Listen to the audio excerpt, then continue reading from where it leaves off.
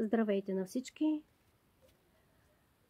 Аз съм Рора и днес ще направим отново едно кратко гадание. Видеото е актуално във всяко време, когато включите на него. Не забравяйте, че това е общо гадание за забавление и не на всеки ще резонира, но който познае себе си, моля за обратна връзка, ще се радвам. И така да започваме. Ще се опитам отново да е по-кратичко.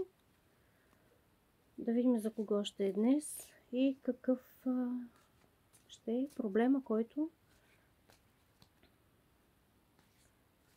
трябва да намерим, на когото трябва да намерим решение. Така, това е таро на магиосниците.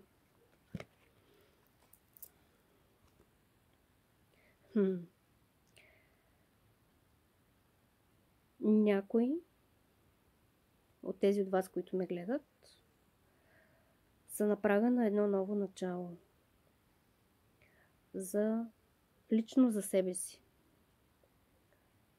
Това може да е обвързано с покупка, може да е съвсем в друга насока, например духовно израстване или обучение, някакъв вид обучение, курс също така.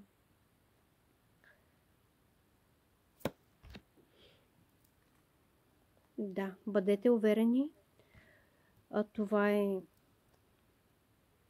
начало с перспектива. Наистина ще е много добре. Още от сега мога да ви кажа, че ще е успешно. Добре, какви стъпки трябва да предприемете, за да е успешно, освен това, което сте си намислили. Повярвайте в себе си. Не се спирайте. Знаете, че каквото си пожелаем, това се случва. Ако вече не сте го изпитали, знаете, че сте го изпитали, но просто не сте обърнали внимание. Преборете страховете си, защото това ново начало е много успешно за вас. Ще ви донесе щастие и това, което искате. То може да е свързано и с да сте били на среща с приятели, или това ново начало е свързано с още няколко човека, които са на вашата вибрация, на вашата честота. Вярвайте ми, ще бъде нещо наистина магично. Много се радвам.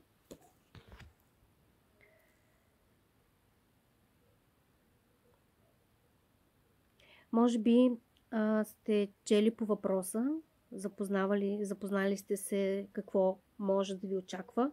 Ако не сте, прочетете, запознайте се, проучете всички детайли, така да се каже, по вашето начинание. Не бъдете невежи. Щастието идва, но вие дайте си сметка за подробностите. Изпипайте всичко до подробности. Първо като намерение и след това то ще се изпълни.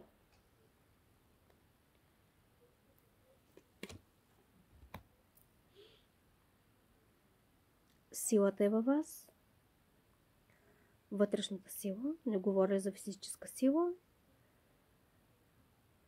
А вътрешната, духовната, интуицията, повика на сърцето. Всичко е вътре във вас. И вие го знаете. С това ще допринесете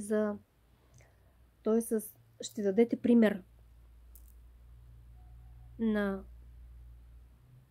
децата си и на другите около вас, които са, че мечтите се сбъдват, когато човек го иска наистина. И то носи радост не само на него, но най-вече на него, когато се прави едно нещо с желание, Вселената работи за осъществяване.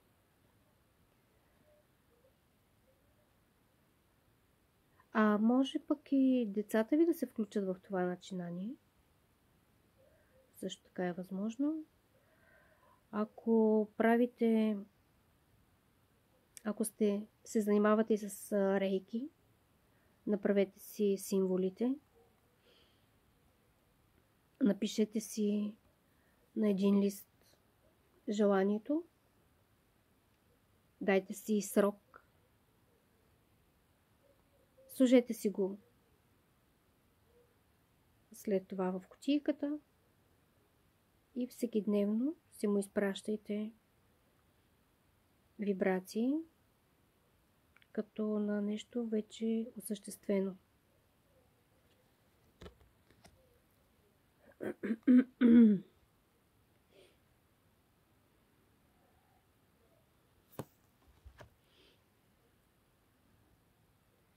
Да, със сигурност ще имате и някакво разколебаване, което от човешка гледна точка си е нормално, защото хора сме, колкото и да имаме дарби и сили, всеки от нас се съмнява понякога.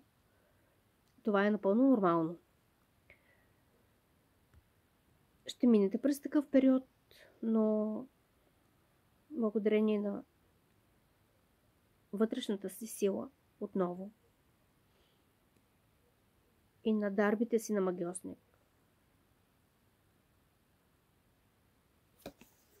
ще излезете от това състояние. Вие сте светлината. Вие носите светлината. Не го забравяйте. Напомняйте си го всеки ден. Всички ние сме работници на светлината.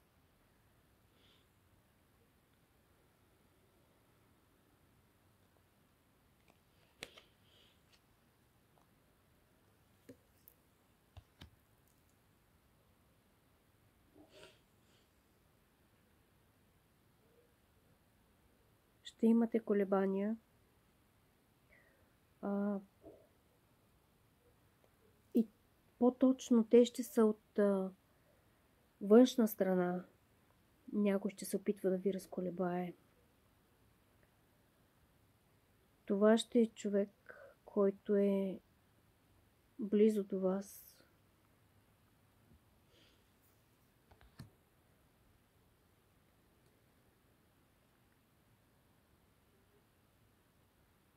И не позволявайте да ви разколебаят, защото това, което човек сам си направи, никой друг не може да му го направи. Ако е нужно, знаете, когато някой човек не ви носи щастие и удовлетворение, и то да кажем от дълго време, давали сте шансове, повярвайте ми, шанса е само веднъж. По-добре да бъдете без този човек. Или поне не му казвайте за своите планове. За да не си го причинявайте, не си усложнявайте живота. Правете това, което на вас ви харесва. Винаги всичко започва от нас, от вас самите. Всичко е вътре в нас. Ние сме и слънцето, и луната, и звездите, и тамата, и рая, и ада. Всичкото е вътре в нас. Което поискате, това ще излезе на бял свят. Дали ще светите като слънцето, или ще се прикривате зад страховете си и ще бъдете с маска, вие сам решавате. Но моя съвет е бъдете себе си, бъдете висшата жрица. Тя не е само, както някои колеги и колежки казват, тайна жена и така нататък. Висшата жрица е нещо повече. Това сте вие самите вътре дълбоко в себе си. Всички ние сме магиосници и си творим реалностите.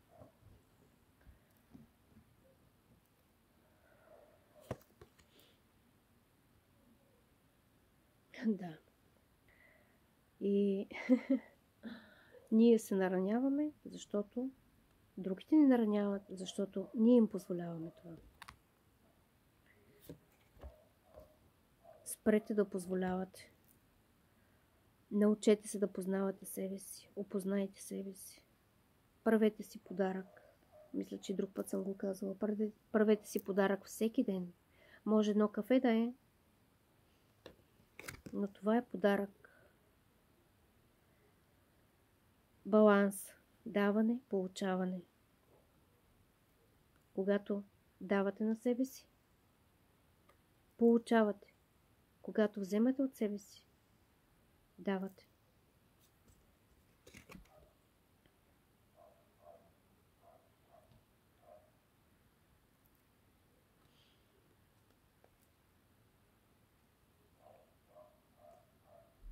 Чувства.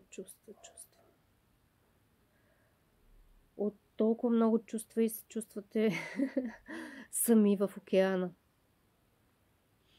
Добре, хайде, направете и нещо. Не стойте само така. Действайте. Действайте, но за себе си. Отново казвам, за себе си.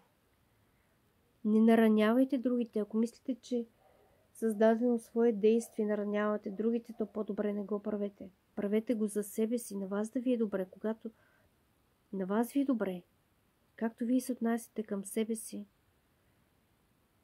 такава е реакцията ви към другите. Ако не обичате себе си, вие няма как да обичате някой друг. То това не е обич. Това е затвор. Искате другите да ви обичате. Как ще ви обичат вие, като не се обичате? Няма как да стане това.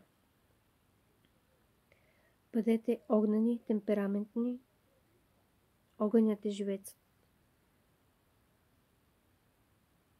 Водата изглажда. Въздухът носи промяна.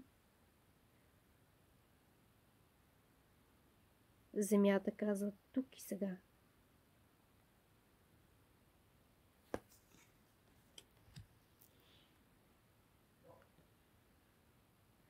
И за да постигнете всичко това, ще или в момента сте в трансформация. Но повярвайте ми, няма нищо невъзможно за този, който вярва. Ще получите някакво прозрение. Може би сега в самото гледане, докато ме слушате, може да получите и да достигнете до прозрение. При мен обикновено така се получава, когато говоря с някого, някоя приятелка, някой близък. И дори и една думичка само като чуя, и аз получавам прозрение за дадено нещо, което съм се чудила и съм си задавала въпроси. А само една думичка е достатъчна, за да се отключи и човек да достигне до отговора.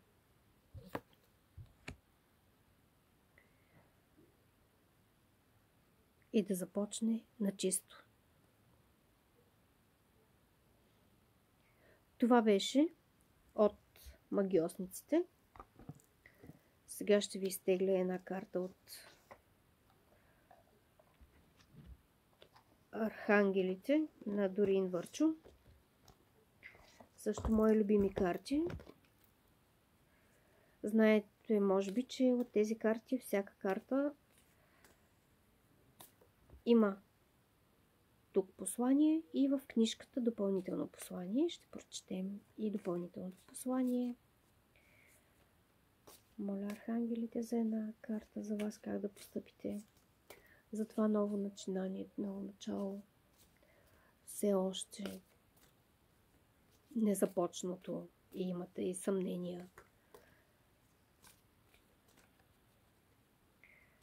Хайде, архангели, моля за една карта.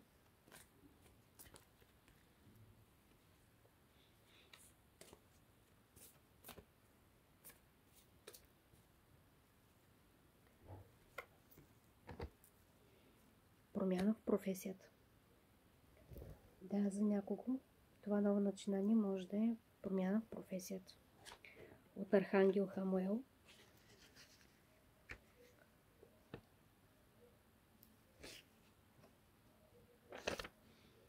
Житейската ти мисия те тласка към благоприятни промени в професията.